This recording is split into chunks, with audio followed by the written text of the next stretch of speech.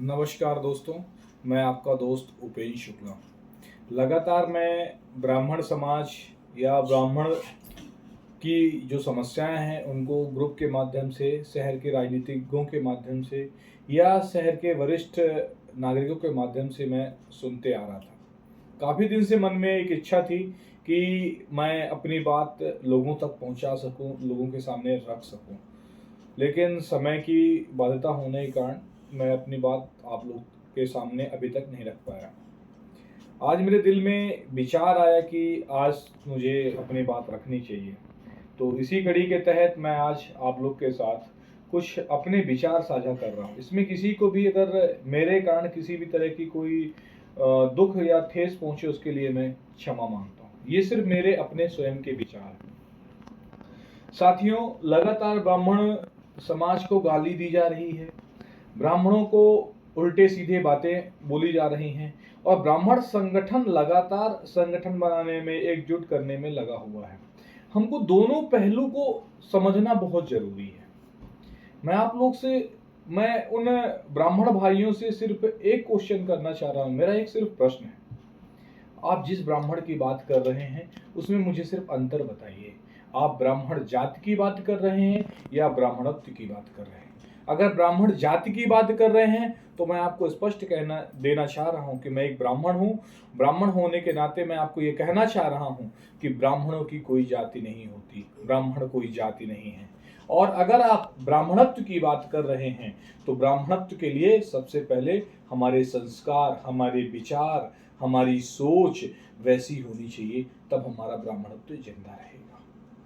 आज लगातार यह कहा जा रहा है कि ब्राह्मणों की कोई दूसरा समाज इज्जत नहीं करता, ब्राह्मणों की कोई दूसरा समाज मर्यादा नहीं करता। ये वही ब्राह्मण है, ये वही ब्राह्मण समाज है जो कि इस गांव में एक व्यक्ति होने के बावजूद भी पूरा गांव, चाहे जितना भी बड़े संपन्नता वाले लोग हों, वह ब्राह्मणों की बात मानते थे। लेकिन आज ऐसा क्या आया कि आज वो समाज हमको गाली दे रहा है, हमारी बात नहीं मान रहा है, हमारे बताए हुए मार्ग में, रास्ते में चल नहीं रहा है। इसमें हम ब्राह्मण भाइयों को सोचने की आवश्यकता है। मैं कहना चाहूंगा उसका सिर्फ एक ही कारण है कि हमारा ब्राह्मणत्व ही जिंदा नहीं है, हमारे कर्म ही अच्छे नहीं हैं। आज की डेट में 50 से 60%, 70% ब्राह्मण गलत रास्ते पे जा चुके हैं।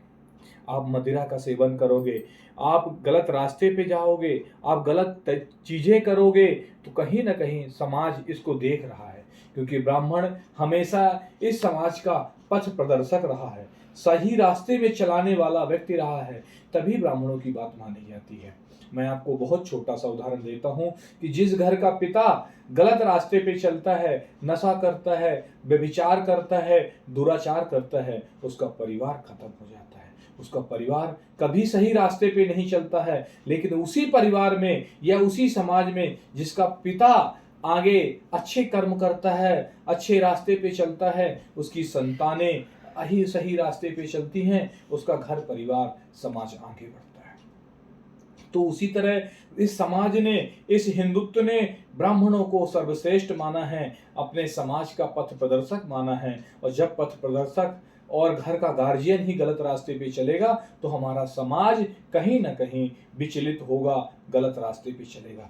तो ब्राह्मण साथियों, मैं आप लोगों से यह कहना चाहूंगा कि इस ग्रुप, संगठन या एक साथ रहने से ज्यादा जरूरी है हमें अपने कर्म अच्छे करना पड़ेगा, हमारी सोच अच्छी करनी पड़ेगी। ब्राह्मण वह नहीं है जो अपने स्वार्थ के लिए जीवन जीता है, ब्राह्मण वह है जो अपने आप को न्यौछावर करके, अपने आप को खत्म करके दूसरों की रक्षा करता है, अपने लोगों की रक्षा करता है, अपने लोगों को सही रास्ते पे ले जाता है, वह ब्राह्मण है। वो ब्राह्मणत्व जागृत करिए। ये आदि सनातन काल से कभी किसी जाति व्यवस्था, वर्ण व्यवस्था में ब्राह्मण ने अपनी बात नहीं रखी है।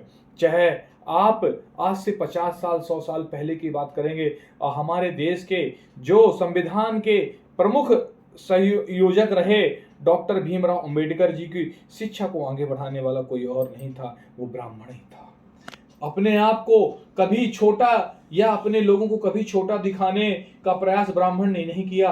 आप रामायण में देखिए, किसी भी भगवान की जाति नहीं होती, और ब्राह्मण ने कभी भी किसी जाति को अपमानित करने का कार्य नहीं किया। निषाद राज को भगवान रामचंद्र के बगल में बैठाने का कार्य किया है तो उस ब्राह्मण ने किया है। तो साथियों, मेरा विनम्र निवेदन है आप लोगों से कि आप लोग ब्राह्मणों के संगठन बनाने से ज्यादा जरूरी है, सबसे पहले हमें अपने विचारों को शुद्ध करना पड़ेगा, समाज को आगे बढ़ाना पड़ेगा। दूसरी बात, जो भाई ब्राह्मणों को गाली देते हैं, ब्राह्मणों को अपशब्द कहते हैं, तो मैं आपसे निवेदन करना चाहूंगा, जो आप लोग ब्राह्मण को गाली मत दीजिए, ब्राह्मणों को अपशब्द मत कहिए, और ये मत कहिए कि आपकी संख्या बहुत कम है तो ऐसा होगा वैसा होगा। ब्राह्मण, मैं आपको पहले बताया कि ब्राह्मण अपने आप को निछावर करके आज भले 3% है, ये 10% है या 15%, ये जितना भी है वो हमेशा समाज के लिए कार्य किया है।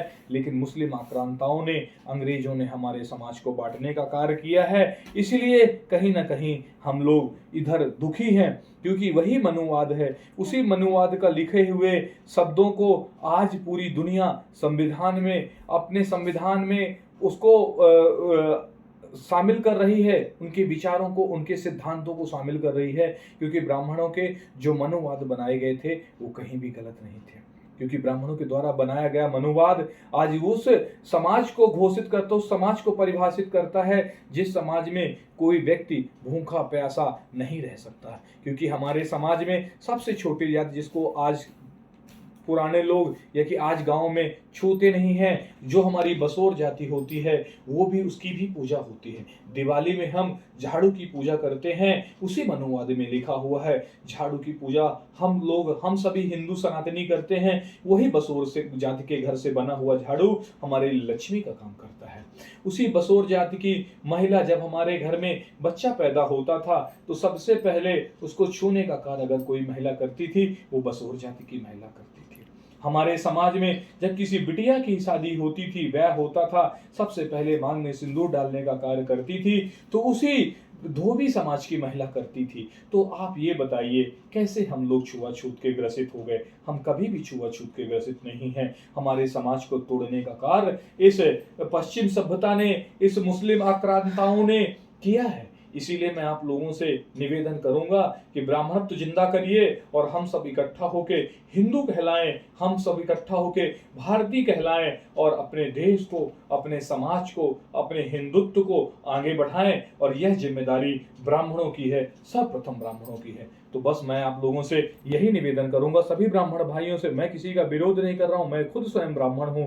बस मैं आप लोगों से निवेदन कर रहा हूं कि सबसे पहले संगठन, ग्रुप बनाने से पहले हमें अपने ब्राह्मणत्व को जिंदा करना पड़ेगा। हमें अपने बच्चों को रामायण, गीता, महाभारत, वेद, पुराण, संस्कार पैदा करने पड़ेंगे। एक दूसरे की इज्जत करनी पड़ेगी, वो किसी भी जाति का हो, हमको इज्जत करनी पड़ेगी। क्योंकि जब बगिया में अलग अलग तरह के फूल खिले होते हैं तो बगिया की सुंदरता एक अलग होती है। लेकिन अगर उसी बगिया में सिर्फ एक तरह का फूल हो, उसकी सुंदरता नहीं रहेगी। तो ये हमारी जातियां, ये हमारा समाज एक बगिया है। इस बगिया के फूल को, एक एक फूल को हमें सजोना है। और ब्राह्मण समाज इस समाज का, इस बगिया का मालिक है, इस बगिया का माली है। अपने आप को कष्ट सह के इन फूलों की रक्षा करना है। यही हमारा ब्राह्मणत्व है। जय जय परशुराम, जय श्री राम, जय भारत।